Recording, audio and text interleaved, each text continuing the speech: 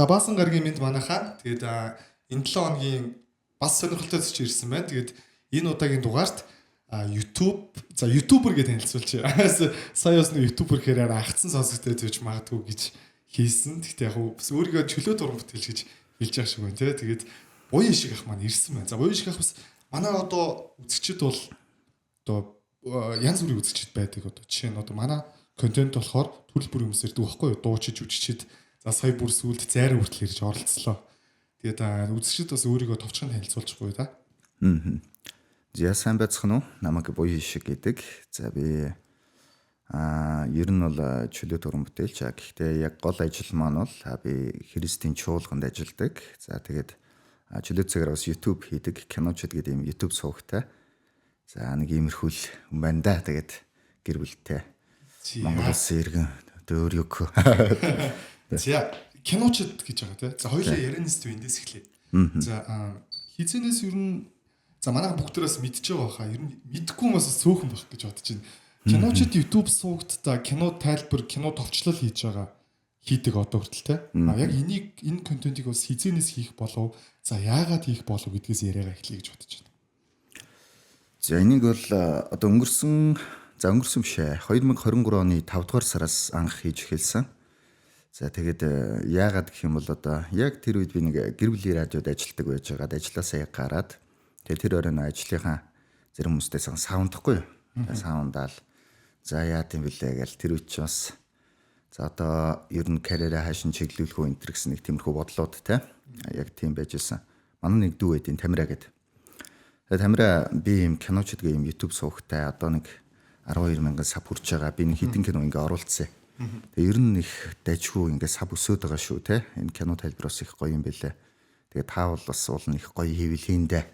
Хоёлаа нэг хамтруул яасан ингээ нэг үг цугалзуулаад тэгээд ирэхгүй. Тэгээ би бодоол за одоо нэгэнд ажилласаа гарч байгаа хүн айл одоо завгүй мавгүй гэдэг хан хаашаа юм те. Нэг сайхан туршаад үзье гэж бодоод маргааш өдөр нь хийлээ. Тэгээ нэг кино авч байгаа л нөгөөдгөн дээрээ сайхан текст өчөөл тайлбарлаж өчөөд тэгэнгүүтээ дэрийг гоё уншаад шкафанд орж жагаад ингримикер уншаад шкафын дотор юу? Тий, шкафын акустик нь яг шкафын дотор байх юм бол ингээд нэг чимээ мэмээ байхгүй тий. Тэгээд ороод уншаад дууга янзлаад тэгээ нэг дүрсээ янзллаа дундаа тохируулаад тэгсэн чи бас амар хэцүү маа. Өдөржин суугаад би ч өглөө хідээс суусан юм байна. Тэгээ орой бүр яг ингээд таг суугаад хүзүүн үзүүч хэлээд би ч уул нь ингээд өдөржин суудаг ажил хийдэж штэ. Тэгсэн ирнэл яг нөгөө нэг юм анхаарал төвлөрөөд хөдөлгөөнгүй суугаад байгаа мó бүр хүзүүн үзүүч хэлээд болтгоо. Тэгэл нэг 6 цагийн үед дууслаа за. Ямар ч байсан одоо нэг иймэрхүү юм боллоо. Яад юм байгаа ингээл нөгөө Тамираа руугаа явууллаа. За энэ яаж ийн дүүгээл тэгсэн. Тамираа уцаад залгаал. Өстө гоё шүү дээ хаа. Айгуу гоё ирээдүйтэй байна шүү. Гэл тэгэл нөгөө манай Тамираа ч уцаар баах юм яриад. Өстө ингэн тэгэнтэй одоо ер нь бол ингээд ер нь юу яах хэрэгтэй. Одоо ийм юун дээр айгуу гоё ирээдүй байна. Таны энэ одоо юмыг харж байгаа үнцэг их гоё өвөрмөц байна маа гэл намайг ч зүгээр амар магтаад би ч өөрөөсөө баг газар хөрөхгүй болтлоо магтуулангуудаа за төгөл хоёлаа нэг гоё сайхан тухтаа уулзъя гэдгсэн байхгүй. Тэгэл уулзаал за хоёлаа ингээ гоё кино товчл хий ажлуудаа ингээ тгий гэж яриад тэгэл тэрнээс хойш битээр хамтраал яг энэ киноч цугаа явуулсан. Одоо нэг жил 4 сар юм уу? Одоо 10 сар хэр чинь жил 5 сар болж байна. Тэгээ 380,000 саб хүрээд тэгэл явж байна да. Тиймэрхүү 400,000 хүрэх гэж байна те. Тий одоо тэгэл бага яваал байна. Тэгэхээр жил гарангийн хугацаанд 300 гаруй мянган сабскрайб цуглуулж чадсан гэсэн үг үү? Тий. Одоогийн байдлаар нэг хичнээн кино оруулж байна. Одоо нэг 150,000 видео байгаа хаа. Кино тайлбарууд. Тий. За би бол хаад яг таны бүр номер 1 шүтэн бишрэгч үзье. Яг за баярлалаа. Яг таны ч яг таны YouTube суугийн бүр номер шүтэн бишрэгч чинь за би бол яг шинэ кино баг оруулах болгоно ингээд баг хамгийн түрүүнд үздэг байхгүй. Зүгээр сонирхолтой асуумаар санагдчихж байгаа зүйл нь нэг кино бүтгийн тулд ер нь одоо нэг энэ контент орохын тулд хойно нь ер нь хичнээн хугацааны ажил ортын. Тэр хугацаанд нэг кино бүтдэг бол. За нэг хүнээр бодох юм бол нэг 2-3 өдөр болно. Хоёр хүнээр бодох юм бол яг нэг хүний нэг өдрийн ажил болоод яг нэг ажлуудаа хувааж аваад явна гэсэн үг л дээ. Би болохоор яг гэхээр киногоо ингээл бүтэн үзэл тэрэн дээр нэг анализ хийнэ. Тэгээ тэрийгээ сайхан бичвэр болгож бэлдээд тэрийгээ гоё уншаад тэгээ нөгөө уншсан юугаа voice аваас ингээд засаж янзлаад тэгээ явуулт. Тэгээд тэрэндээ тохируулаад яг гэхээр нөгөө дүрсээ янзлаад бас нэг тийм дамжлагтай. Киноны их дүрсээ авч хагаад тэгээд тэндээсээ тасдаж янзалдаг гэсэн үг үү те? Тэ их дүрсээ аваад тэндээсээ тасдаж янзлал явна да. Тиймэрхүү байдлаар бичиж тэмдэглэн те? Тэ тэр нь ер нь бол хамгийн чухал нь гэх юм уу. Тэгэл тэр нь л ер нь хамгийн одоо хэцүү санагдтыг. Тэгэл яг ингээл юм болгоны ажиглах хэрэгтэй болно те. Үзэн яг юу хэлэх гээд энэ тэрэгэл нэлээд л суун. Тэрийг нэг гарчих юм бол бусд нь яг зөвхөн механик ажлуудыг хөвчлээ. Тий. Нөгөө оюун эрдэнэ кино үзэхдээ бичиж тэмдэглэдэг гэдэг шиг лээс тий. Яг л бичиж тэмдэглэдэг л ажил байт юм тий эхлээд л. Тий, яг л тэгэн шүү дээ. За яг жил гарны хугацаанд 300 хэдэн мянган subscribe зоглуулчлаа. Ижил төстэй контент бүтээж байгаа Монголд маш олон сувг байгаа тий. Яг энэ киноны товчлол хийж байгаа. Чинь энэ сувгуудаас одоо ер нь за судалгаа хийж үзээд тит явж ин да гэдэг юм байна уу? За яг нарийн ингэж бодож үзээгүй. Гэхдээ тэгэл бодонгууд манай нөгөө дүү манай Тамира өөрөө яг юм гоё YouTube сувгуудыг айгүй их үздэг. Тэгээ яг ингээд Тамирагийн мэдээллээр бол за манайх бол ер нь бас гайгүй байгаа шүү л гэдэг шүү дээ. Топ 3-т бол явж байгаа. Тийм үү. Явж байгаа гэж. Би яг дөнгөсөө таныг ирэхээс өмнө нэр кино товчлол нэрээ хийдэд явд юм бэ гэсэн чинь 3-т явд юм байл шүү. За ямар гоё. Ер нь гэхдээ миний би бас нөгөө кино товчлол айгүй үздэг байхгүй. Миний үздэг амар олон сувг үүдээ тэгээд яг би бүр мэдгүй ч юм уу. Гэхдээ ер нь топ сувгуудыг бол бүгдийг нь үзэж байгаа. Тэгэд бол нэг топ 3-т бол та явж илээ. За баярлалаа. Топ моп. За зүгээр биш тэмдэглээд ажиллаад ихийг зорддог хүн байх нь шүү дээ тэгэхээр. Тэ ер нь бол яг хүмүүст яавал илүү гоё байх уу гэдэг өнцгийг бол барих нь зөв. Яг контент бүтээж байгаа хүний хувьд. Бүтээгч явах одоо контент төр нэмэн хүрдэг шингээж байгаа хүний хувьд бол тэгэхээр яг тэрийг гоё нарийн тооцоол хийгээл явах нь л гол юм да. Ихэвчлэн солонгос кино орлоод байна уу? Тий, манайх ер нь ихэвчлэн солонгос кино байгаа. Нэг ихтэй кино. Тий. Шалтгаан нь юу гэдэг гэхээр ер нь солонгос киноны одоо үндсэн нөгөө юунууд нь бол одоо зохиол бол айгүй тийм чанартай байгаа дээ. Яг тэгэхээр кино урлаг өөрөө солонгост айгүй өсрөнгөө хөгжсөн. Тэгээд солонгосчууд яг нөгөө одоо Холливуудаас давуу талтай байгаад байгаа зүйл нь нэг тийм дүрийн логик гэх юм уу те ер нь тиймэрхүү зөрчлүүд айгүй багтай яг ингээд нөгөө дүр байх юм бол дүрэндээ захирагдаж киноны явагддаг нэг тийм юу вэ. Хүмүүс яг мэдээж ингээд нэг дүрийг сайхан бий болгоол тэгэл тэр дүрээ сайхан явуулж байгаа л гинт ийм шийдвэр гаргана те энэ бол одоо энэ хүнтэй сууна гэдэг ч юм уу тэгэл бодчих болно шүү дээ. Гэтэл яг амьдрал дээр тийм дүр байлаа гэхэд тэр дүр яг тэр хүнтэй суух уу гэдэг нэг асуулт гарна шүү дээ. Тэгэхээр энийг нөгөө нэг яг дүрэндээ захирагдахгүй дүрийн логик нь алдагдаад байна гэж үзэж байгаа гэсэн үг. Солонгос кино бол тиймэрхүү юм багтаа. Ер нь бол аль болох дүрээ ингэж голчлон тэгээд зохиолын яг тэр зөрчлийг хэлэх нь өөрөө дүрэндээ зангидагдж явдаг учраас тэрийг төлхөө гаргадагаараа давуу байд юм. Тэр нь яг ингээ хүмүүс сонсогдохдоо яадаг гэхээр яг ингээд үнэн бодит сонсогддог байхгүй.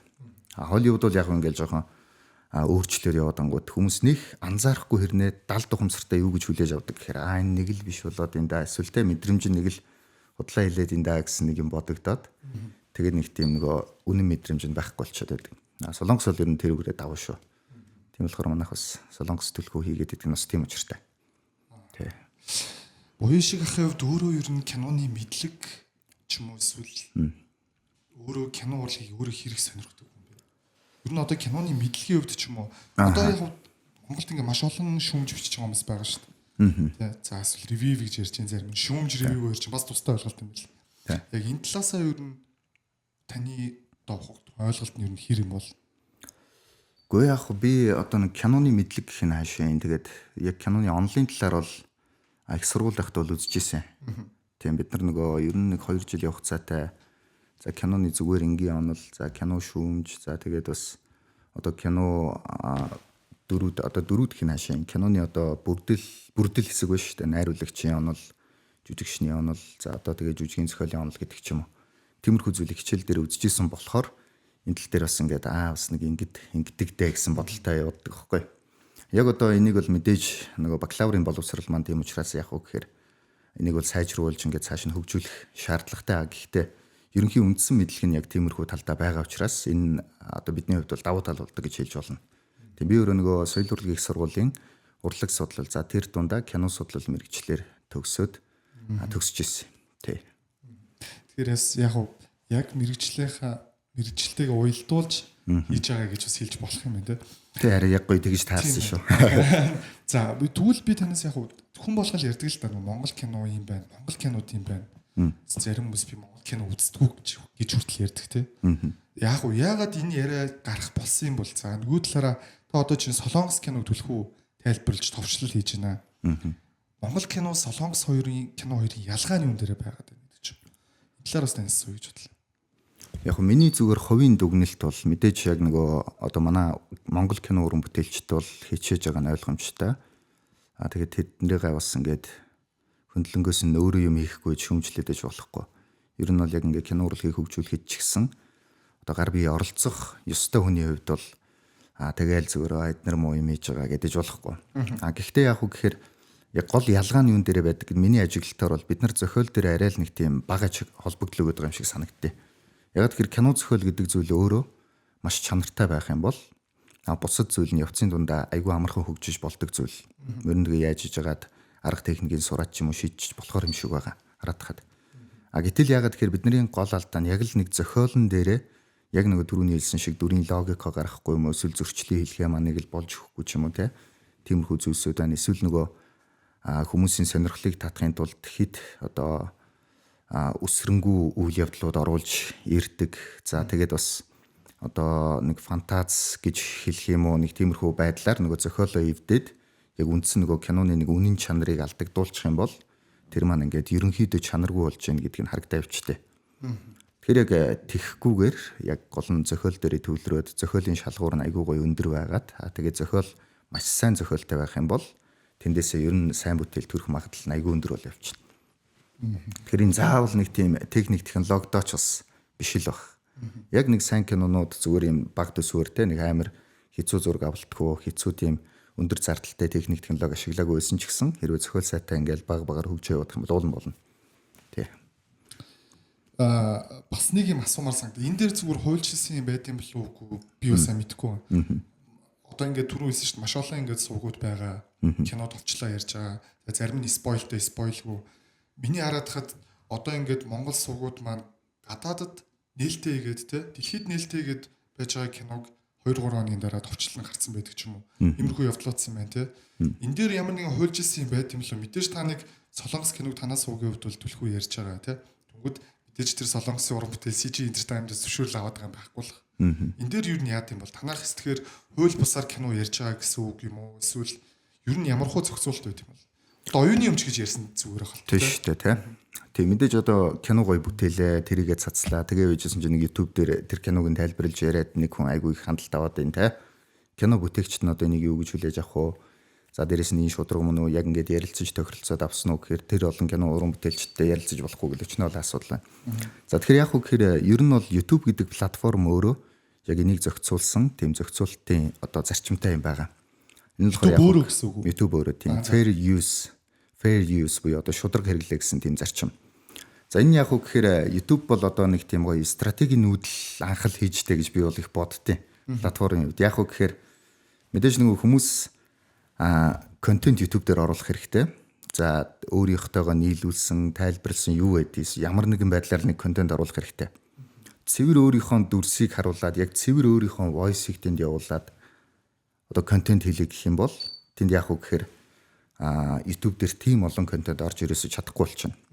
YouTube яг үг гэхээр аль болох олон контенттэй байж хүмүүсийн цагийг авах, үзэлтийн цагийг авах нь яг YouTube-д ашигтай болно гэсэн үг. Платформын хувьд. Тэгэхээр YouTube яасан гэхээр тэгвэл бидний одоо контент бүтээгчдэд сөргөөр нөлөөлөхгүйгээр контентыг нь ямар нэгэн байдлаар өөрсдийнхөө платформ дээр тавих нэг юм зарчим зохиогоод тэгээд тэр зарчмынхаа дагуу яая. Одоо хуулийн дагуу нэг юм юу одоо зөвшөөрөл авъя те. Тэгээд ийм fair use гэсэн зарчим гаргаж ирээд тэгээд тэрэн дээрээ одоо манайх бол ийм fair use зарчмын дагуу ажилладаг гэд тэрийг одоо хэрэгжилж тийм зөвшөөрөл авсан гэсэн үг. За тэр нь ямар зөвшөөрөл вэ гэх юм бол аливаа нэгэн контент зохиогчийн зөвшөөрөлгүй орох боломжтой зүйл гэсэн үг байхгүй. Зохиогчийн зөвшөөрөлгүй ашиглана. Гэхдээ бид нар яг үгээр таны контентыг бас давхар хамгаална. Бид нар таны контентыг ерөөсө бүрийн ихээр нь орохыг зөвшөөрөхгүй. Эсвэл таны контент таны зах зээлийн борлуулалтад саадуулахыг ерөөсө бид нар зөвшөөрөхгүй. Тийм учраас яг үгээр хэрвээ та биднэрт хэрвээ зарга мэдүүлээд энэ миний контент энд байна. Би дургүй байна гэх юм бол бид нар тэр хүнийг контентыг устгуулад хэрвээ таныг хүсэх юм бол бас ингээд суугтны страйк өгд юм уу? арга хэмжээ авах боломжтой. Ийм зарчим. Контент бүтээгчдэд болохоор.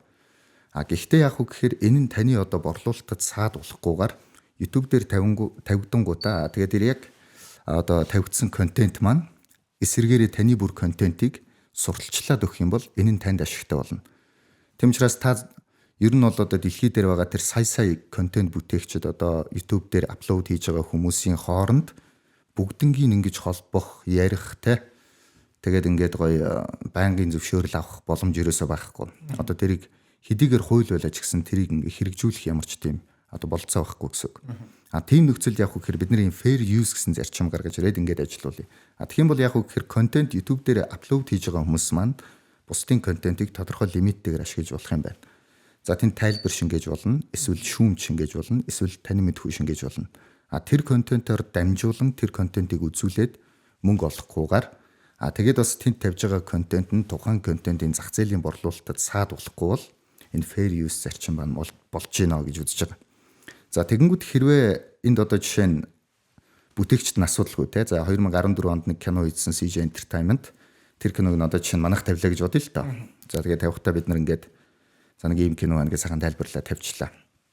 Тэгэх юм бол CJ-гийн хувьд ийм нэг киног нь дахин гоё зах зээлд эргэлтэд оруулаад рекламлаа гэдэг өнцгөөсөө YouTube руу байнга ингээд нөгөө зарга бичээд тахгүй гэсэн үг. Мэдээж нөгөө CJ Entertainment-ийн хувьд тэрийг хяндаг одоо хилцмэлц бол байгаа шүү дээ. Гэхдээ тэд нар яг уу гэхээр одоо YouTube өөрөө таны контент одоо тэдэн хувь нь энэ одоо бичлэгтэй адилхан байна гэдгийг ингээ гаргаж өгнө. Мэдээлэл очно гэсэн үг. За Монголд нэг ийм нөхөр байна. Тэгээд таны контенттэй адил байж болцсохгүй контентыг бид нар илрүүллээ гэд өгнө гэсэн үг. Бид нар дээр ч гэсэн тийм мэрнэ. Тэгэхээр яг уу гэхээр тэрэн дээр хүн энийг бол би ашиглахыг зөвшөөрөхгүй гэд шууд нөгөө юу дарж болдог байхгүй. Эсэргүүцэж байгаа юм дараад ингэж болно. Гэхдээ гол нь тэхгүй байгаа нь яг вэ гэхээр энэ нь хэрвээ fair use-д ороод бидний контентыг дахин рекламж байгаа. Дээрээс нь бидний борлуулалтад саад болохгүй хэрнээ CJ-ийн одоо нэрийг гаргаж байгаа. Бид нарыг ингэж одоо нөгөө санаандгүй байдлаар дэмжиж байгаа. Тэгээд дараагийн бидний одоо энэ контентууд гарахад энэ сайнаар нөлөөлнө гэх юм бол ер нь бол бид нарт ашигтай win-win situation гэж үзээд яг энэ ингээ явуулаад байна гэсэн үг. Тэр YouTube fair use-ийн гоё юм нь өөрөө хэрвээ зохиогч үсэх юм бол өнөөдөр ч болиулж болно. Хэрвээ болиулахгүй бол яг тэр хүн өөрөө зөвшөөрөөд ашигтай гэж үзэж байгаа гэж үзээд явж болно гэсэн үг. Тийм байдлаар. Тэгээ бид нар нөгөө мэдээж нөгөө дүрснийхаа 10%-аас 15%-аас илүүг нь ерөөсөө ашиглахгүй шүү дээ. Fair use учраас. За нэг киноны бүтэн дүрсэлэхэд 10-15%-аас илүү ашиглахгүй. Тийм учраас ингээл мэдээж дүрс явж ирсэн ингээд зургуулчихна. Тэгээ яг та бүтэн үзмээрэл киног нь бүтнээрээ үзээрэй гэсэн юм болно гэсэн үг. Бас нэг асуумаар байсан юм. Одоо чи таасаа хэлж шít. Яг тэр нэг одоо CJ Entertainment-ийн бүтээлээс бид нар бол ашиг олохгүй гэдэг зарчимтай явдаг гэдэг ч юм уу. Ингээд ялангуяа одоо YouTube хийж байгаа хүмүүс ямар нэг үзэлтээрээ ч юм уу ингээд цалинжиж идэгтэй YouTube-ээс тодорхой за тэр менежментийн л бизнес яг сайн мэдэхгүй л дээ. Жишээ нь тэгвэл танаас үгийн хувьд бол киноны хувьд үзэлтээрээ тэгж их цалинжаад ашиг олоод тэрнээс мөнгө олоод байгаа юм байхгүй гэж ойлгож болов уу? Тэгэхээр энийг нөгөө ингэж ойлгож болно. Үзэлт гэдэг бол угаасаа яг нөгөө мөнгө олдог зарчим нь бол биш. Тэнд реклам тавигдаад тэгэх юм бол тэр нь мөнгө олж болно гэсэн үг. Энэ зохицуултыг яг вэ гэхээр YouTube өөрөө хянана гэсэн үг. YouTube өөрөө яг вэ гэхээр манай киноны биш. Бидний тайлбарлсан киноны голоор реклама гаргаад тэнд яг вэ реклама гаргаад авсан ашигасаа бид нарт 45% өгнө гэсэн үг. Монголд бол тэгтээ гардгүй тий. Монголд бол гарахгүй. VPN-ээр яг нөгөө YouTube-ээс юм үзэнгүүт рекламад гарч ирдэг л дээ. Одоо жишээ нь Францын VPN басаачвал одоо Франц реклам ч юм гарч ирдэг тий. Ер нь гэхдээ Монголд бол тэр юусоо хэрэгждэггүй гэсэн үг. Тэ нэг Монголоос монетайз хийхийг бол болиулсан. Бүр болцсон уу? Бүр нэг 0.1 хэдэн доллар байсан одоо бүр байхгүй болсон гэсэн үг. Тэ ер нь бол Монголд ерөөсөө реклам гарахгүй. Тэ. Тэгэхээр нөгөө яг энэ реклам зөвшөөрөгдсөн орнуудын листэнд Монгол байхгүй гэсэн үг. Гол нь одоо жишээ нь тэнд нөгөө нэг киноноос ашиг олох болон YouTube дээр тавиад мөнгө олох хоёрын хооронд нэг юм байгаад шүү дээ. Энд чинь ашиг болоод байгаа хэлбэр биш юм уу гэсэн асуулт байна. За тэгэх юм бол ямар тохиолдолд энэ нь одоо жишээ нь тухайн контентыг яг ашиглаж ашиг олох болох вэ гэх юм бол за бид нар ингээд юуг нь хийчлээ. Одоо тайлбарыг хийчлээ. Тэгэнгүүтээ хэрвээ бүтнээр нь үзхийг хүсэх юм бол манаа нэг юм нууц групп байгаа юм. Тийшээ ороод үзчихээрэй гэх юм бол бид нар тэр контентыг хууль бусаар ашиглаж мөнгө олж байгаа хэлбэр бол. Нэгэсэндээ тэр контентыг бид нар зарж яах гэсэн үг.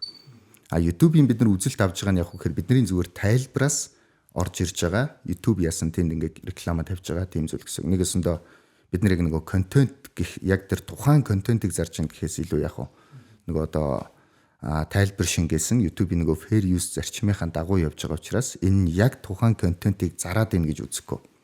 Хэрвээ одоо жишээ нь кино театрт гараад дуусааг байгаа контентыг тавьчвал яг уу те. Тэгэх юм бол хүмүүс нөгөө үйл явдлыг мэддэг болсон учраас үзэхээ болчих юм бол яг уу. Тэгэх юм бол асуудал болно. Тэгэх юм бол жишээ нь тухайн компани нь одоо бид нар дээр гомдол гаргаагүй байсан ч гэсэн бид нар юу яаж болохгүй одоо ёс зүйн хувьд тэрийг ингээд ашиглаад иж ерөөсө болохгүй гэсэн үг. Нэг удаа би бас нэг яг өргөд ингээ гарч дуусаагүй байхад нь гадны кино театрууд бол ингээ авагдсан. Гэхдээ манай өргөд гарч дуусаагүй байсан юм байлээ. Тэгээ контент тавьчлаа. За тэгээд бодохгүй юу. За угаасаа ингээл одоо манай өргөө аль хэдийн гараад дуусаад тэ ингэсэн киног гэд дөнгөж эхэлж исэн юм л да өнгөрсөн жилийн 12 сард юм да.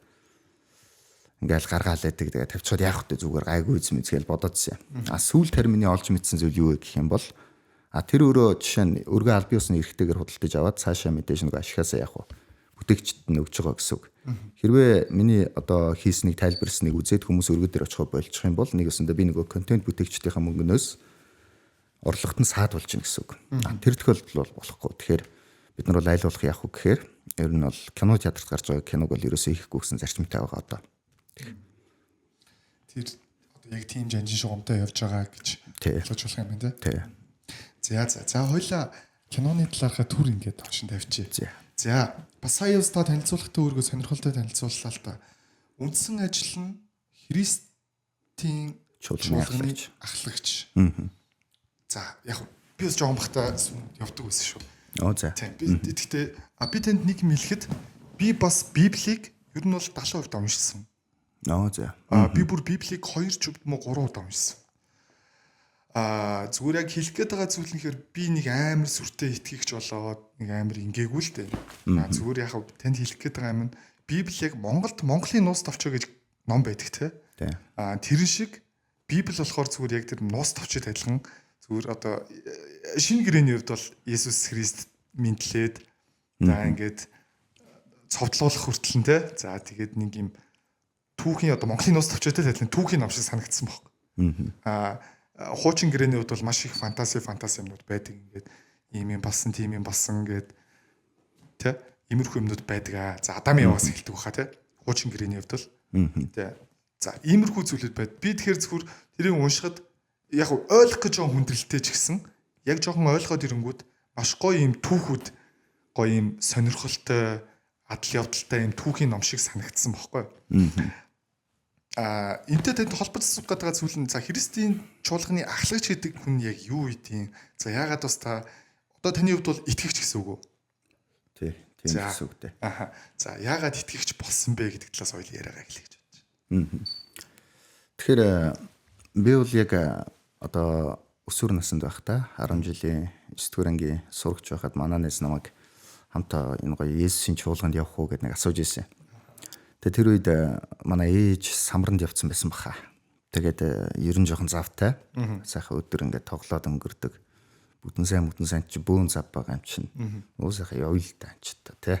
Найзуудтайгаа ингээд явж байгаа шиг сайхан юм юу байна гэд явсан.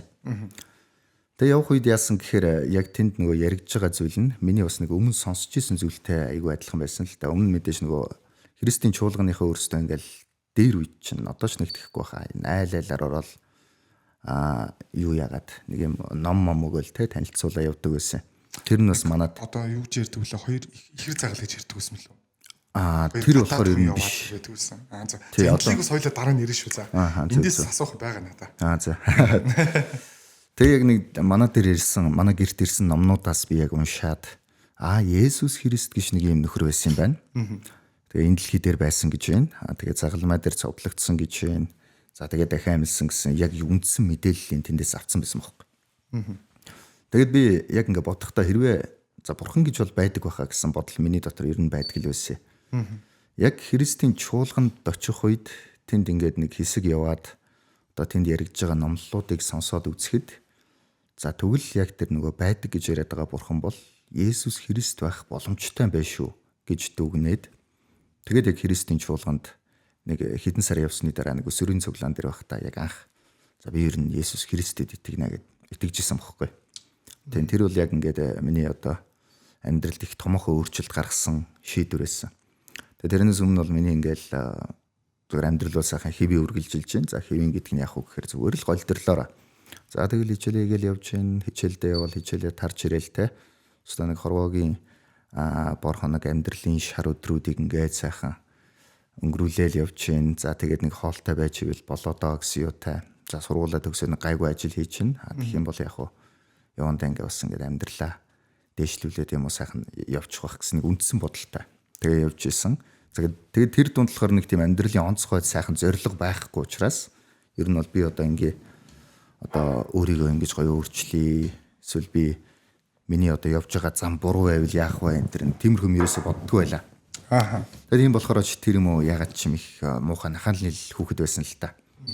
Гэр бүлийн нөлөөллийн тэр орсон байж магадгүй. Манай бас нэг ах байсан юм аа нэг жоохон гэртээ нэг уур уцаартай ч юм уу те. Тэгээ тэр уур уцаарыг би одоо анги дээрээ гаргаад байт юм уу? Ангийнхаа охтуудтай бас их муухай харьцдаг. Одоо бодохоор айгүй хэцүү. Их л хэцүү хөхтэй байжтэй гэж боддیں۔ Өөрийгөө бодохоор. За. Христийн чуулганд яг яваад эхэлсэн чинь би яг нэг тиймэрхүү юмныхаа талаар ингээ бодоод эхэлсэн байхгүй. Энэ буруу байгаад иштэй гэсэн нэг бодол орж ирээд.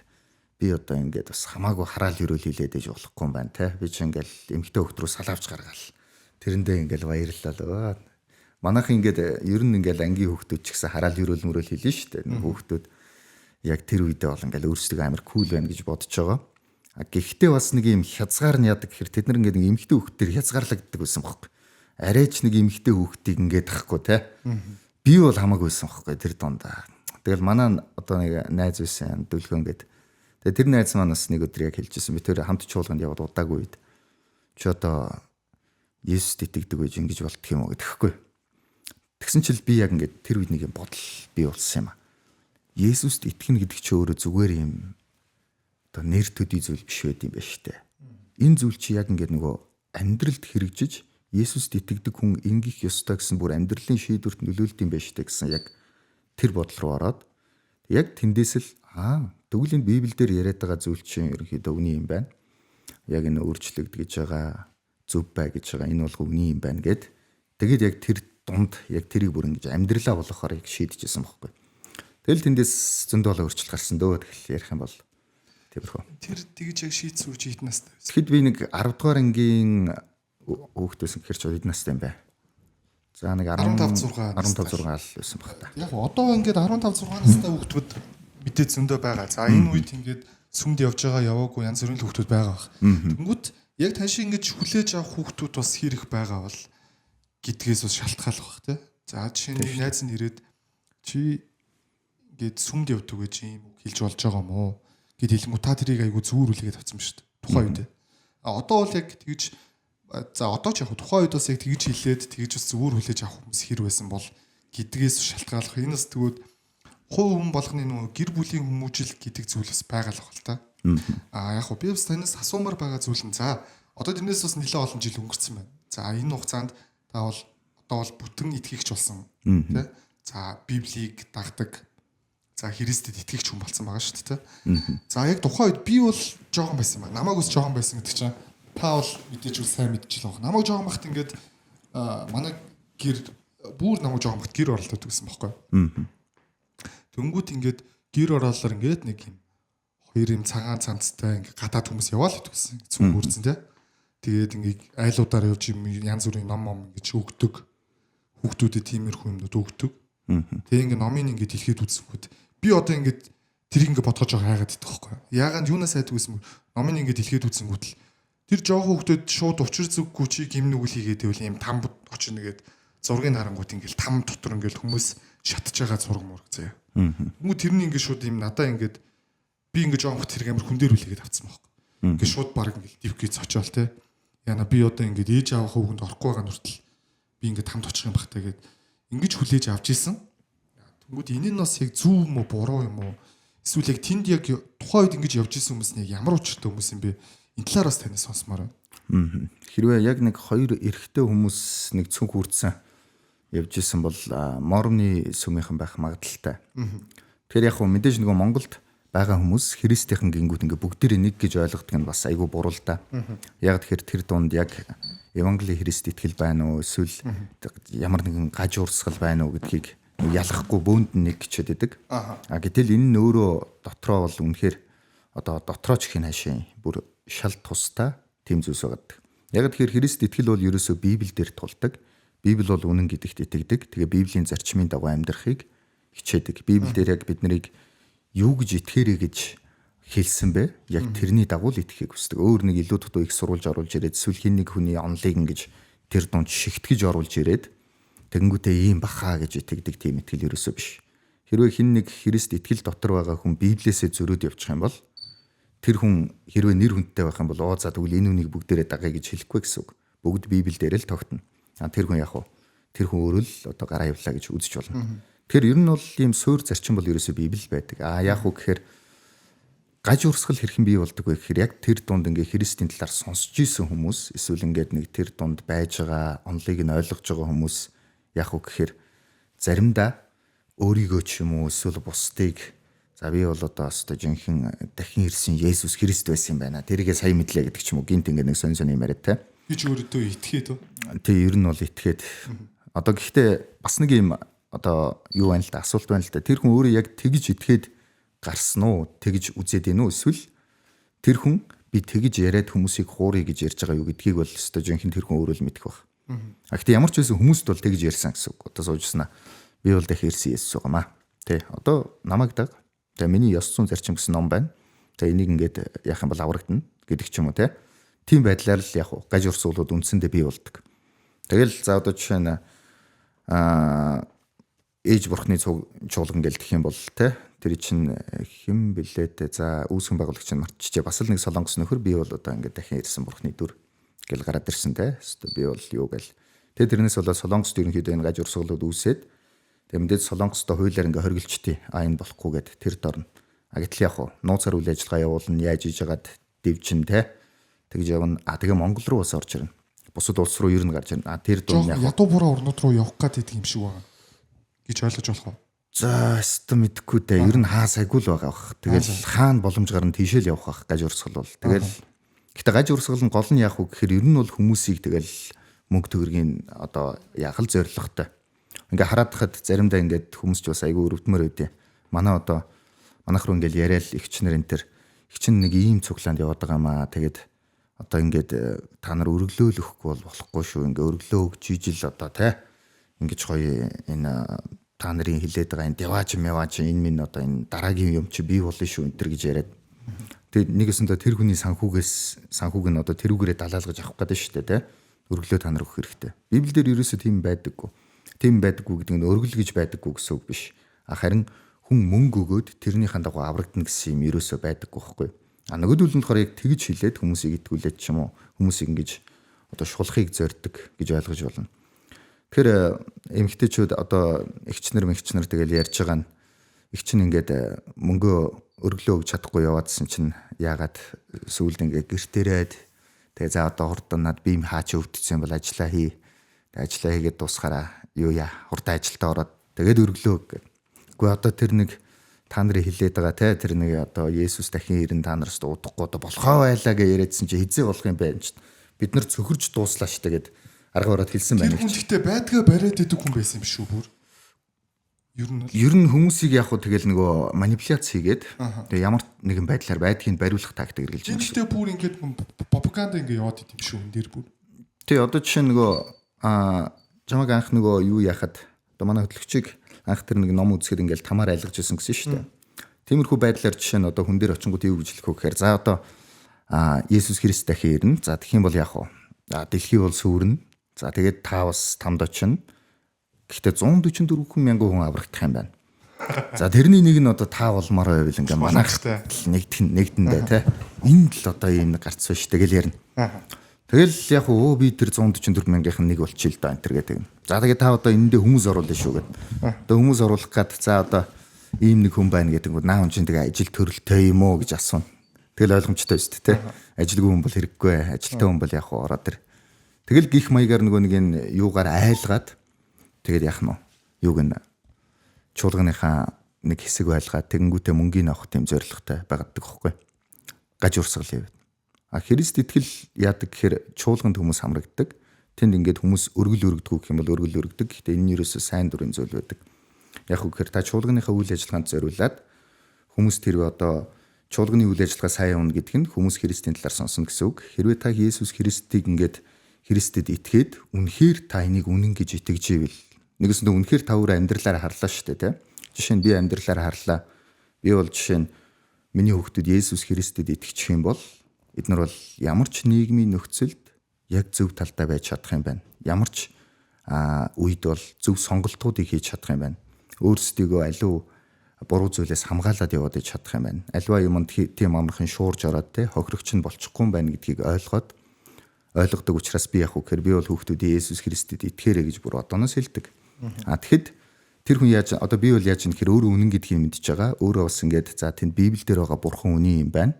Яг энэ бол бодит амьдрал дээр хэрэгждэг юм байна. Дээрээс нь яг тэр Библиэл дээр хилээд байгаа одоо бурхан надад хайртай гэж хилээд байгаа.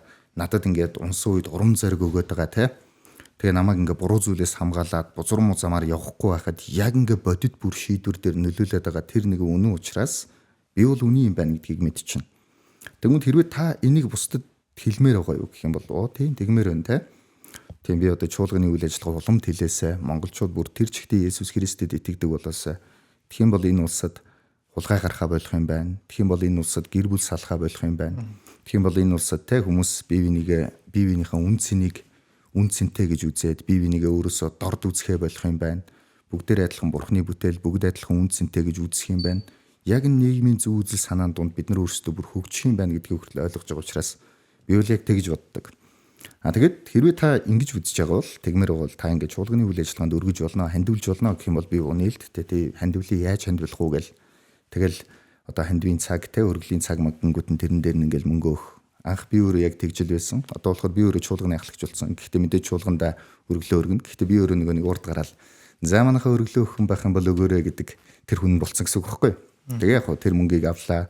Авангууд одоо бүтэн сайндаа цуглахад ингээл гоё хоол хүнсээ аавна гэдэг ч юм уу те. Тэнд ингээд хүмүүстэй гоё кофе мофи авч өгөх. За тэгээ тэнд байр түрээсэлж байгаа бол байрныхаа түрээсийг өгж байгаа цуглах. Тиймэрхүү юмнуудаа зориулна. Гих маягаар ингээд нөгөө үйл ажиллагаа явуулдаг байхгүй. Тийм тэгэхээр хоёул чинь юу ярьж байгаа тийм өргөл мөргөл. Та нар нөгөө өргөлийн талаар ярьжсэн зөв шүү. Одоо нөгөө тэр хоёр тийм гаж урсгалын талаар ярьжсэн тийм. Тий хүмүүс гаж урсгал болохоор яг нөгөө хүмүүсийг бүр ингэж шулахын тулд байдаг бол Христ итгэлийн өргөлн зүгээр л ийм сайн дураа. Гэтэ энийг за яг уучлаарай яриа би ингээд хэвээр подкастн дээр хүмүүс комментэр хэлчихэд л яг хүмүүс ярьж тасалж орж ирдэг байл. Зөөр би болохгүй энийг яг асуумаар байгаас самцсан зүйл. Асуучдаг шүү. Та тийм үргэлжлэл яриа. Зөөр. За тасаа үргэл яаж өгч болно гэж ярьж байна. Таны хувьд одоо таны итгэж байгаа урсгалын хувьд гэж хэлж болох уу те. Тэгвэл тэр хүн карманда өнөөдөр 200 төгрөгтэй хвчил тэр 200 төгрөгөө хамаагүй өгч болох уу? 100 төгрөгөө ч юм уу? Болно шүү дээ. Тэнд нөгөө мөнгөний хэмжээ байхгүй. За өргөжлөл.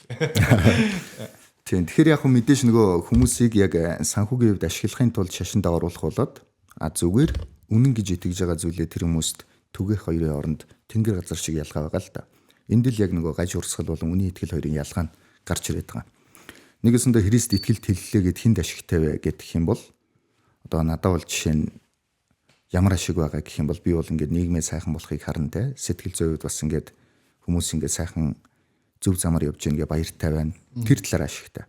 Гэтэл нөгөө талын хувьд болохоор яг уу гэхээр ер нь бол нөгөө шашны өдөрдөгчт нь л баяжих тийм л ашиг авна шүү дээ. Тэгээ мэдээж тэнд үний юм байхгүй учраас тэнд ингэж нөгөө Библийн зарчмаар ч юм уу эсвэл худлаа үний юм гаргаж ирж хүмүүсийг айлгаж авч байгаа учраас яг уу тэнд тэгэл хүмүүс хохирол, гомдол, шарах тэмдэл үлдэнэ.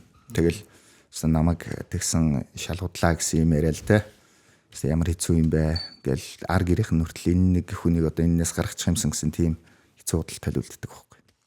Тий. Гаж урсгал ярих юм бол. За аах уу гаж урсгал дээр надад дахиад нэг асуух юм байна. За аль нь зөв аль нь буруу хин ч мэдэхгүй тий.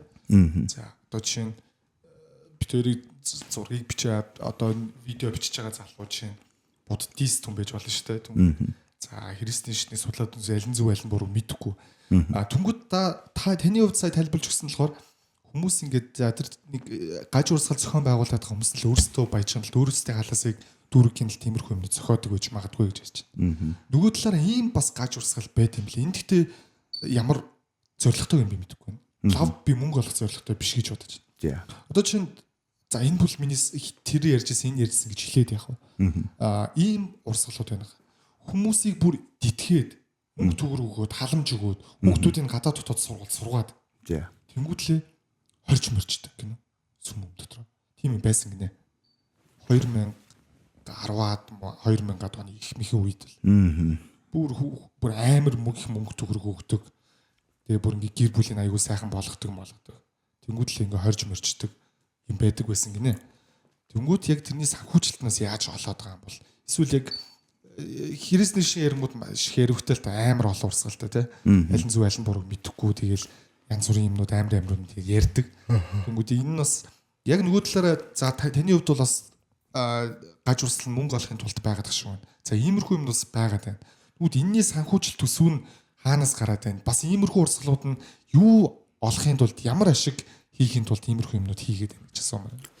За яг мэдээж нөгөө эдийн засгийн хүчин зүйлийн аваад боллоо гэхэд цаана бас нэг юм одоо сүнслэг талбар дээр юу болж байна гэдгийг нэг харах хэрэгтэй болно шүү дээ. Цаад нөгөө хүмүүсийн итгэл үнэмшилтэй юунд итгээд ямар нэг зарчмыг хараад байна гэдэг. Тэг яг уу тэнд мэдээж Христ итгэлийн хувьд яг уу гэхээр Христ итгэл бол яг Бурхныг үнэн гэж итгэдэг. Тэгээд Есүс Христийг дагах гэж хичээдэг. Тийм зарчмаар явж байгаа. Нөгөөдөл болохоор жишээ нь одоо ямар нэгэн байдлаар бид нар бол одоо ингэдэг тэгдэг гэсэн нэг тийм өөрсдийн гаргаж ирсэн юмдаа итгээд тэгээ тэр итгэл үнэмшлийнхаа үүднээс тиймэрхүү юм хийж болно. Магадгүй би одоо жишээ нөгөө яг тэр мөнгө төгрөг өгөөд тэгэнгүүтээ ингээд одоо цаашаа чуулган сүмдээ хорж мориод энэ төр гэж байгаа тийм яг нэг түүх зүгээр нэг хальт сонсч ийсэн санагдаж байна. Гэхдээ яг ямар урсгал байсан гэдг нь бол санахгүй байна.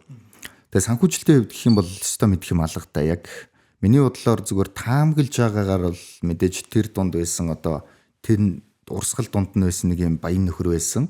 Тэр хүн ерөөсөө би ийшээ бүх мөнгө хандуулнаагаа хандуулсан. Тэгээ тэр нь ч юм уу яг тиймэрхүү байдлаар нэг хэдэн хүн нийлээд хандуулж байна. Тийм байж болох юм. Бусдаар бол яг санхүүжилтээ яаж болдгийг бол мэдэхгүй юм.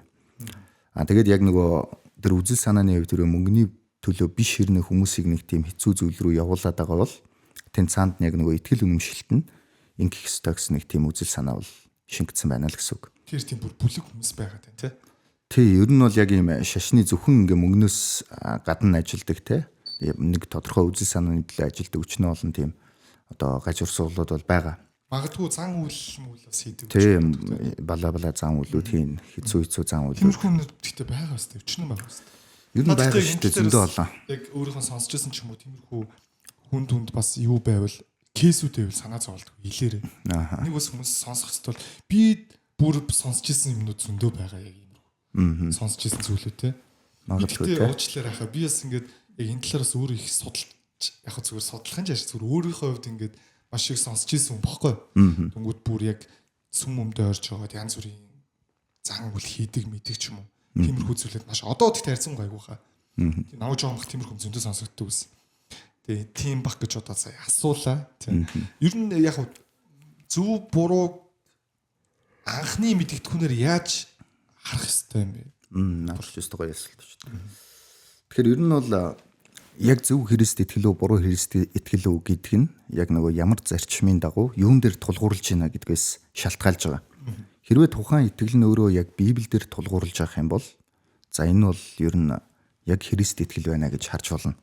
Тэгэхээр яг л Библийн зарчмыг баримталдаг. Бид нар бол Библийг туйлын үнэн гэж итгэдэг. Туйлын гэдэг нь яг нөгөө абсолют үнэнтэй.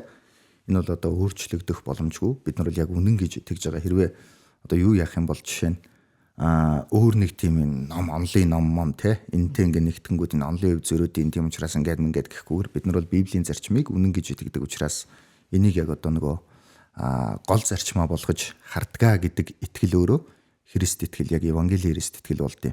Энэ нь яг анх одоо 1500-аад оны үед Германд ер нь бол ингээ католик шашин зөнхөлдсөн байсан үед яг дундад зууны төгсгөл үед одоо нөгөө шашны шинжлэлийн хөдөлгөөн энэ төр гэж бид нар түүх хичээл дээр үзчихсэн шүү дээ.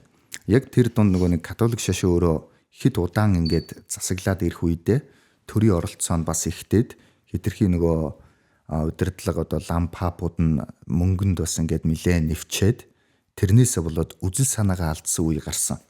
За тэр нь яасан гэхээр за та нар бол одоо юм өрийн бичиг гэж юм байгаа. энийг худалдаж авах юм бол та нар бол аврагдана гэсэн нэг тийм гарсан. Нэгэсэнд одоо нэг сайхан Деважин энтер гэсэн юу байгаа шүү дээ.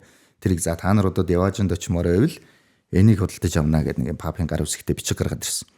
Тэгээд тэрийгэ зараад тэрийг тэндээс олсон мөнгөөр бид нэг сүмийнхаа барилгыг засах гэж байгаа гэдэг. Нэгэсэнд зүгээр юм маркетингийн компанид ажил өрнүүлээд нь шүү дээ. Тэрийгэ гол нь хүмүүсийн итгэл үнэмшилтээр тулгуурлан ингээ явуулаад эхэлсэн. Тэгэхэд яг тэнд хүмүүс тэрийг авч ирсэн. Ягаад вэ гэх юм бол тухайн үеийн нийгэм нь латин хэлээр Библийг бичигдсэн хүмүүс ерөөсөө Библийг өөрсдөө унших боломжгүй. Хүмүүс яг ингээд нэг жинхэнэ нөгөө одоо оюун ухааны хувьд хитрхи хайрцаглагдсан байсан яг нэг тийм одоо монхорсон байсан үе учраас яалтчгүй тийм баха гэж хүлээж авч ирсэн бохоггүй. Тэгэхээр яг тэнд хүмүүсийг ашиглаад буруу юм хийж явах үед Мартин Лютер гэж одоо тухайн үедээ байсан Германы санварт яасан гэхээр Библийг бол мэдж байгаа. Тэгээ Библи дээр юм ерөөс алгаа. Тэгээ өөрийн бичигч гэж алга, мөнгө төлж аврагдан ч гэсэн юм алга. Энд үнний тухай л байна. Энд бурхан хүмүүсийг хайрлсан. Тэгээд түүний замаар, зөв замаар амьдр, нүглээс хол бай, шудраг бай, бие хайрл гэсэн байна. Тэгээ Есүс Христийн дэлхийд ирээд хүмүүсийг яг тэр бузар муу гим нүглийн төлөө өгсөн байна. Тэгээ Есүс Христэд итгэж байгаа хүмүүс бол яг түүнийг дагаад яг Есүс Христийн одоо итгэл, нэгүсэл, Есүс Христ гэсэн энэ гурван зүйлэл өөрөө хүнийг ингээд ийм Деважин гэж ярих юм бол Деважинд оруулах боломжтой. Ийм л зарчим, ийм л юм бичигдсэн байж штэ. Яагаад ийм баахан зохиомл те юм гаргаад ирвэ гэд тэр нэг юм шинжлэлийн үг дуурч эхэлсэн багхгүй. Тэгэл мэдээж яг тухайн үедээ бас ингээд богсцсон юм баахан сүлжээ болцсон католик санвартнууд мэдээж Мартин Лютерийг хавьдсан боо юм болсон.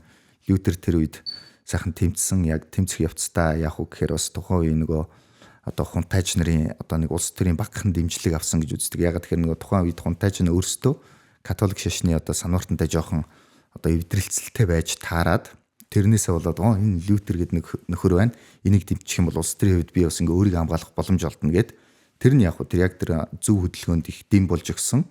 Тэрнээс болоод Германд шашны шинжилгээний хөдөлгөөн гараад Библийг герман хэл рүү орчуулад хэвлэх машин гэж яг тухайн үед анх үүсчихсэн тэр хэвлэх машинаар хэвлээд энгийн иргэд унших боломжтой болсон байхгүй. Хүн бүр гэж байна. Тийм. Яг тэндээс эхлээд протестант итгэл буюу одоогийн яг энэ евангелийн итгэл бий болсон. Энийг одоо бид нар яг гэхээр энэ бол яг Библиэлд тулсан үнэн Христ итгэл гэж үздэг. Тэгээд тэндээс одоо нэг янз бүрийн юу гэдэг гаж урсгал энэ төр гэдэг нь яг юугаар ялгагдах вэ гэх юм бол бид нар бол Библи дээр л тогтно. Тийм. Илүү дутуу нөгөө хүмүүсийн юунаас болоод үзмжээс болоод өөрчлөгдөх юм байхгүй гэж үздэг. За. Асуултаа жоохон хөндрүүлж яхаа. За. Яанаш. Одоо ингээ яг Христэд итгэгч хүмүүс маш олон хүмүүс байгаа. За. Тэр мэдлэгтэй пастор гэж ярьдаг те. Пасторууд зөндөө байгаа. Энэ олон хүмүүсийг бас төлөөлөө та юм ярьж байгаа шүү. Харин тийм яанаш. Би миний яриаг бас нэг яг бүрэн дүүрэн юм энэ бол өстой гарцааг үнэ гэж хүлээж авч болохгүй шүү. Хэрвээ асуулт байх юм бол бичээрэй. Би бас цаашаа бүр мэддэг хүмүүстэй ярьж байгаа бүр гоё хариултгаж болно шүү. Нэг юм би саха яг одоо манай медиа урлагт ажилладаг байсан. Нэг ихч байсан байхгүй зоохон 90 дуртай яг. Өөрөө бас Христ итгэгч хүн. Бид яг зураг авалт эхлэх юм талбай дээр ингээ ярилцчихсэн. Би жоохон сониуч хөвгдөхгүй байхаа. Бүр багасаа л юм жоохон сониуч байсан. Тэр нь яа ингээл хүмүүс юм асуугаад яваад байсан. Тэнгүүд би тэрийг чи яаж байгаа ч юм нэг бөөд үзүүлсэн ярьчихгүй. Чи манайх ингэдсэн чинь би ингээ бөөд үзүүлсэн чи тэр бөөстэй яг мэдээл гэл. Үзсэн чи манайх ч тэрийг надад нэг тайлбарлаж өгч ирсэн ямар ч шүү дээ. Надад тайлбарлахдаа юу гэж тайлбарласан бэ гэхээр бөө гэдэг хүн байдаг гэдгийг Христний шинд зөвшөөрдөг гинэ. Бөө тэр нь болохоор яг ингэж үнэхээр хүнийг мэддэг 6 дахь мэдрэхүйтэй. Ийм хүмүүс байдаг. Тэгээ бурхны өгсөн одоо бэлгийг тэр хүмүүс ингээ буруугаар ашигладаг хүмүүсээ гэж надад тайлбарлаж өгч байсан байна. Наа хүмүүс ч үгүйс мэднэ тий. Ингээд талдыг хардаг, янз бүрийн юмнууд ингэж мэддэг ийм хүмүүс байдаг. Гэхдээ иш үзүүлэгч гэж ярьдаг тий. За ер нь баг тиймэрхүү хүмүүс гэхдээ ингээд буруугаар тэрийг ашигладаг хүмүүс байдгаа гэж надад бол тухайн үед ярьж ирсэн. Энэ нь ер нь хэр зөв юм бэ? Таны хувьд ер нь гэдэг ч юм уу эсвэл Библиэлд энэ нас яаж бичигдсэн бэ? Тэгэхээр Библиэлд бол яг нөгөө иш үзүүлэгчд бөө болоод хувирсан гэсэн тийм ойлголт ерөөсөө байхгүй. Мэдээж сүнс дуудагчид, мэрэг төлөг тавигчид тэгээд удхан тиймэрхүү хүмүүс бол байдаг гэж хэлсэн. Тэр байтугай одоо жишээ нь Библиэлд Самуэль гэж номон дээр Саул гэж хаан бурхан яг ингээд Саул гэж хаанаас нүрээ буруулад За Саул бол одоо яалаа те миний эсрэг тэрсэлсэн. Тийм учраас би одоо Саулыг дахиж ингээд яахгүй одоо ерөөхгүй гэдэг ч юм уу те ингэж өдөртөн чиглүүлэхгүй гэсэн нэг тийм үг хэлээд тэгээ Саулд ерөөсөө одоо нэг үгээ өгөхөө болдог хөхгүй үгээ өгнө гэдэг нь чиглүүлгээ гэсэн үг. Уул нь бол Самуэль гэж хүнээр дамжуулаад за бурхан таны миний талаар те ингэж хэллээ одоо ингэ хэрэгтэй энэ төр гэл нэм дайн тулааны чиглүүлэг тиймэрхүү юм явдаг байсан. Тэр нь болцсон. Тэгсэн нөгөө Саул чи яасан бэ гэсэн чинь нэг тийм үзмэрч эмхтэй дээр очиод тэгэнгүүтээ сүнс дууддаг эмхтэй. Тэгээд Самуэль бол бүү шүү дээ тий. Тийм баха. Тэгээд Самуэлийн сүнсийг дуудаад өгөөч гэж хэлдэг хөхгүй. Тэгсэн нөгөө эмэгтэй дуудаад ингээд Самуэлийн сүнс ирлээ гэд Библиэлд бичигдсэн байдیں۔ Самуэлийг дуудангуудаа та юунд намайг дуудуулав гэж хэлдэг. Тийм хэсэг. Тэгэхээр эндээс яаж юм гэхээр нөгөө Библиэлд бол бөө болоод дуудах нь тиймэрхүү сүнс дуудагчид мэрэг төлөгчдийг яг Израилийн ард түмэнд хандаж хэлэхдээ та нар тийм хүмүүсийг бол шууд дундаасаа зайлуулах хэрэгтэй гэж хэлсэн байдаг. Энэ нь болохоор яг энэ тэр нөгөө сүнслэг бэлэг авьяас мэрэг төлөг нь бурхны гэхээс илүүтэй жоохон тийм чөтгөрийн шин чанартай шүү гэдгийг бурхан Израилийн ард түмэнд тухайн үед хэлж ирсэн. Энэ нь болохоор ингээд миний те бэлэг авьяасыг өрөөж өгсөн тийм иш үзүүлэгч хүмүүс эдгээр харин надаас ураад буруу юм хийгээд байгаа юм биш. Харин тэнд яг бурхан гэж байгаа чөтгөр гэж байгаа гэдэг шиг одоо чөтгөрийн янз бүрийн арга замаар тиймэрхүү зүйл хийж байгаа гэж үзээд тийм хүмүүсийг та нар бол Израилийн ард түмэн бол одоо дундаасаа зайлуулаа. Тийм хүмүүст одоо яг бурхны ард түмний дунд бол тийм хүмүүст орон зай байхгүй гэсэн тийм зарчмыг баримталдаг байсан юм. Тэгсэн нөгөө Саул хаан яг нэг тийм юу яаж байсан. Яг энэ түүгээс бидний харж болох зүйл нь юу вэ гэх юм бол тухайн үедээ тэр нөгөө мэрэг төлөг хийж байгаа сүнс дуудаж байгаа эмхтэй сүнс дуудаад Самуэль ирж гин гэдэг нь тэнд чадвар байна гэдгийг бид нар харж болно гэсэн үг. Тэгэхээр Библиэлд сүнсийн дууд чадж байна. Тийм чадж байна гэд ингээ харж штэ Библиэлд өгсөн. Тийм байхад тэд нар худлаа гэж хэлж болохгүй. Тэнд ямар ч үсэн чадвар байна гэдгийг бид нар харж байна. Тэгэхээр болд юм байна. За дээрэс нь Үйлс ном дээр Паул гэж хүн Эфес хотод явж явах үед нь бас нэг юм үздэг одоо муу ерийн сүнстэй нэг эмхтэй мэрэг төлөг хийдэг тийм эмхтэй Паулыг дагаад энэ хүн бол өстой жинхэнэ ариун бурхны зарлага байна гэд араас нь дагаад орлоо явдаг хөхгүй. Тэгсэн нөгөө Паул гэж хүн эргэж харангуудаа энэ эмэгтэйгээс одоо энэ мэрэг төлгийн сүнсэн зайлаг Есүсийн нэрээр тушааж ин дахиж бити энэ эмэгтэйг ингэж одоо ороорой гэж хэлсэн. Тэгсэн нөгөө сүнсэн зайлаад нөгөө эмэгтэй чинь мэрэг төлөг хийж чадах болчдөг хөхгүй. Тэгээд тэгсэн чинь нөгөөд яг тэр эмэгтэйгээр дамжуулж мөнгө олдог байсан хүн уурлаад тэнгуүтэ Паул болоод түүнтэй хамт байсан хүмүүсийг ингээ барьж аваад нөгөө төв талбайд авчирангуудаа за энэ хүмүүс бол одоо өстө манай шүтэнийг доромжилж яана гэд бүүн тийм бослог гаргасан түүх байдаг хөхгүй. Тэгэхээр эндээс яаж нэхэр тэр эмэгтэй бас чадвартай байж те хэлдэг байж те мөнгө олдог байж гэтэл тэр нэгээ явуудагч. Тэгэхээр яг зүгээр ингээд юм дүгнэлт хийх юм бол бөө гэдэг зүйл байна уу гэх юм бол байна. Чадвартай байна уу гэх юм бол чадвартай байж болдго юм байна гэдгийг бид нар харж болж байна. Яг Библиэр одоо жишээлж байгаа шүү дээ. Энэ харин зөв үү буруу юу гэдэг дээр бол Библи бол буруу гэсэн байр суурьтай л байдаг. Хүн бол тэгж мэрэг төлөг яаж хийж сүнсэнд ингэж өөрийгөө эзэмдүүлэх тийм зүйлийг бол буруу шүү те.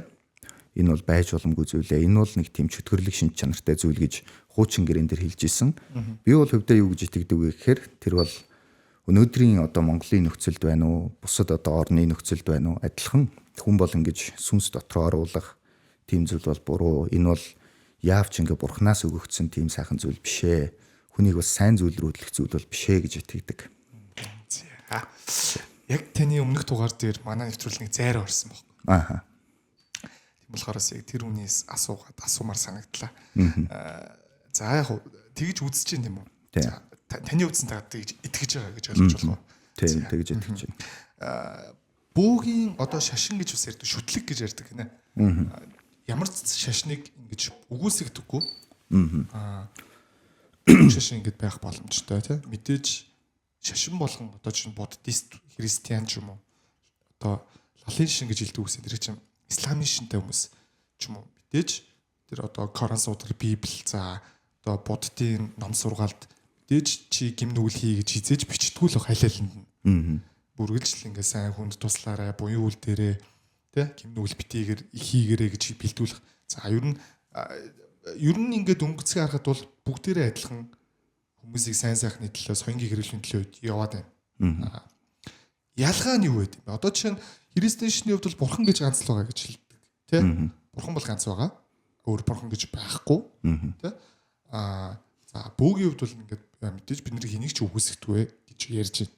За буддист хүн бол магадгүй нэг би одоо таны дараа нэг лам учраас болоод юу ч хэлээ би мэдэхгүй байна. Гэдэг шиг ер нь одоо христиан хүн, Христэд итгэгч хүн бус чашны юу гэж хүлээж авт юм?